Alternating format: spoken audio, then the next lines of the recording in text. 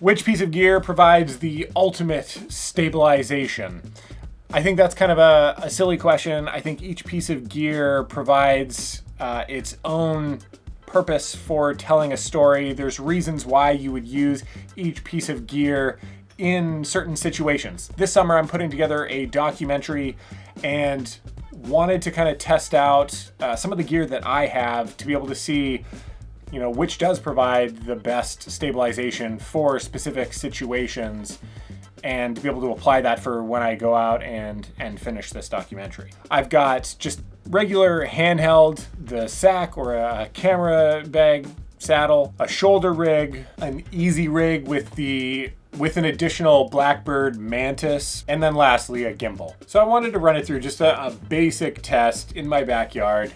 Yes, I know I've got some yard work to do, but I wanted to follow behind my wife just to give you a feel for how each piece of gear or lack of gear is going to handle walking, to see the stability of each shot, and then just a simple shot of my wife sitting down, looking at her phone, and kind of going back between my wife's face and her phone, just to see a basic shot and how steady or shaky it's going to be. So I thought we could just run through kind of the whole gamut of each piece of gear, each method of stabilizing, and then we can go through and I'll comment and go through the pros and cons of each and when and why I would use each piece of gear, just kind of give you a better understanding of each as well.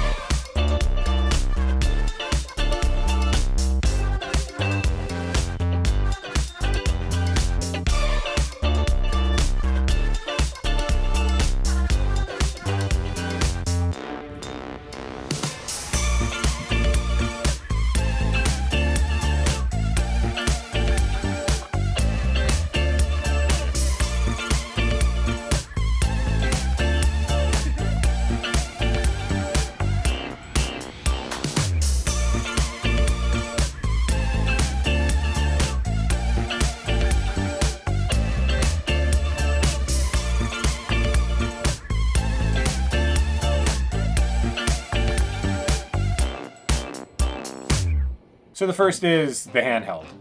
And just looking at the footage, I was actually surprisingly happy at how smooth it turned out.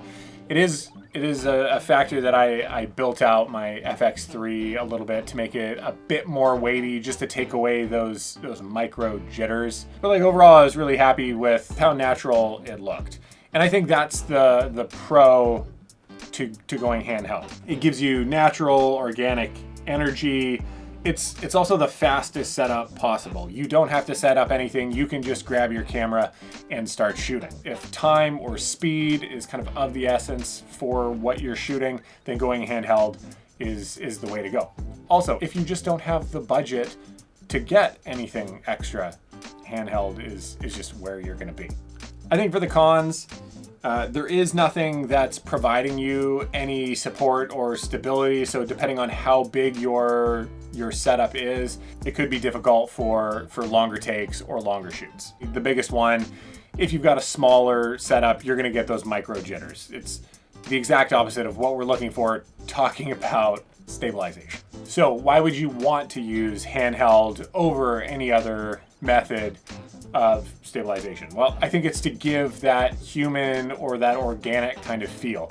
It allows your audience to feel like they're actually in that situation as well. They're there with you. So it's perfect for documentary work to bring the audience into your film, into the scene. I think the camera Sakk is kind of the next step up from handheld, just to be able to add in a little extra stabilization. For me, sometimes I actually find it a little more difficult to get a really steady shot with the Sakk or the camera saddle, but it does just provide another point of contact to stabilize and smooth out any kind of micro jitters. So with the walking scene, you can see that it's a little off-centered and there's still just kind of a little bit of motion. Again, that is something that if you're leaning into something of a more natural and organic look, then this could be perfect. And if you just want a little bit of rest, if you've got longer takes or it's a longer day of shooting, well then that camera Sakk is going to be able to provide you and alleviate from that extra weight. Where it shines is kind of those simple shots of just kind of panning up or down. It does a really good job of keeping everything smooth and steady, as you can see. And I think it also shines in shots where you're able to just put the Sakk on the ground and get a lower shot without having to put your camera in the dirt or somewhere where it could get scratched or whatever. And you're creating a super stable shot. If your tripod can't get that low, you just put the Sakk on the ground. Like, I think it's in those kinds of situations where it really comes in handy, not just for providing like hand support, but you can throw it on the ground and shoot from the ground there too. I think for the cons for the Sakk, like I said, it can be a little tough sometimes to do walking shots or tracking shots with it, but it also kind of limits where you can shoot from, because you're just kind of resting the camera in a specific shot. To move it, like, you need to lift the camera up. Like, you're just stuck in the one position that it's on the camera bag. And I think that kind of brings into the little bit of awkwardness that can come from shooting with it. You're kind of, bumping around with this big camera saddle on you at all times. So why would you use this, or in which situations?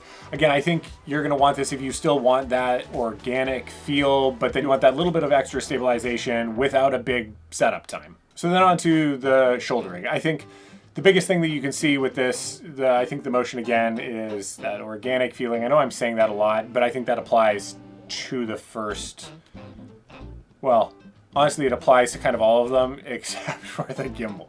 But I think with the tracking or the walking shots, the biggest thing that I see is that I'm kind of fighting, just because the shoulder does slope down a little bit. I'm fighting to keep it level, so you can see it kind of dip just a little bit, where it puts it off center. And I think for me, just because I'm a little bit taller, like I'm not super tall, I'm 6'2", but because it is on my shoulder, that's going to be a lot higher than the other forms that I've been shooting on. So you can really see that in this shot too. Even with the shot of my wife sitting down looking at her phone, it's really a kind of a top-down angle. And so I've really got to bend down. If I want a straight-on shot, I've really got to get down low to be able to get that shot. It's not as flexible or easy as handheld, but it still does really smooth out those micro jitters. Like, I think it provides great weight distribution. It's a lot more stable than handheld.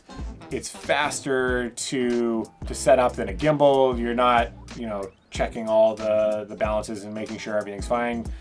Toss it on, you're good to go. It still has that little bit of organic and natural feel to it, and is really great for heavier cameras or just longer shooting days in general. And I think just for the cons, it's still not perfectly stable. You're getting a little bit of that wobble. I'm always fighting to keep it level just because of the natural slope of everybody's shoulder.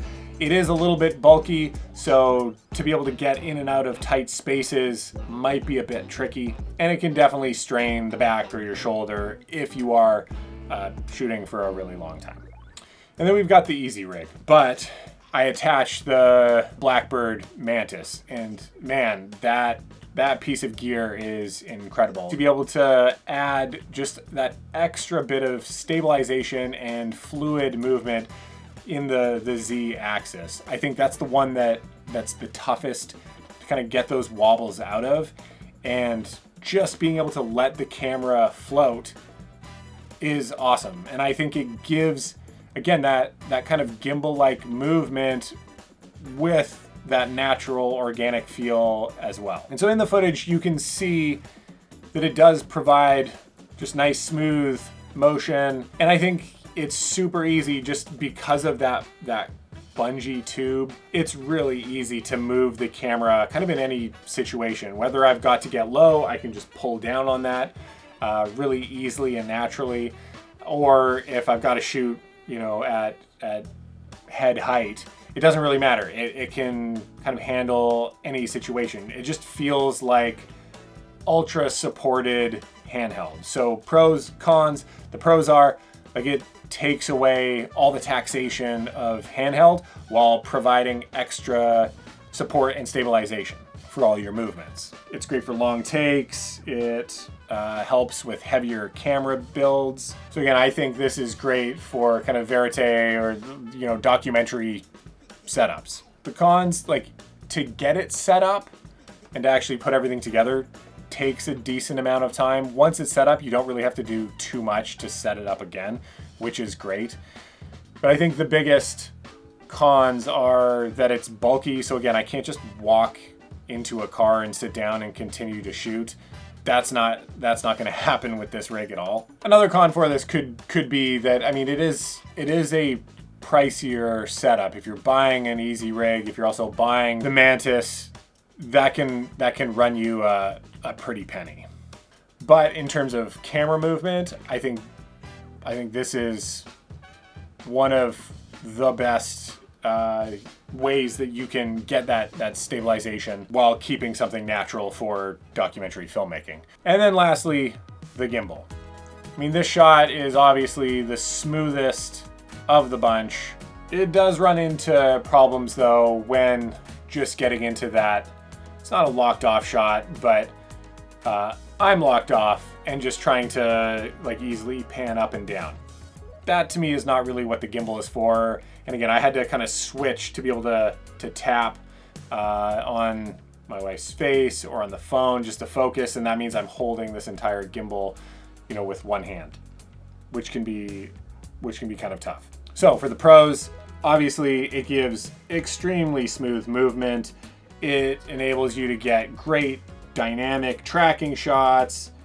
It can make a complex move a lot easier and smoother. And it's really great just for that one-man band kind of shooting if you need smooth stuff and you don't have all of the cranes or dollies or other bigger production kind of gear. The cons, the setup and the balancing time can obviously take a little bit to get everything dialed in. It can definitely be exhausting depending on how you're shooting it with the gimbal. Again, I like using the Tilta ring just because I can use both arms instead of kind of just one, or I don't know. I find whatever it's called, the shotgun gimbal or whatever, I don't find that as easy to use, so I like using the ring, but it does get exhausting. And like I mentioned, it makes it harder to either manually focus. Thankfully, with this Tilta ring, there's a button where I can focus manually.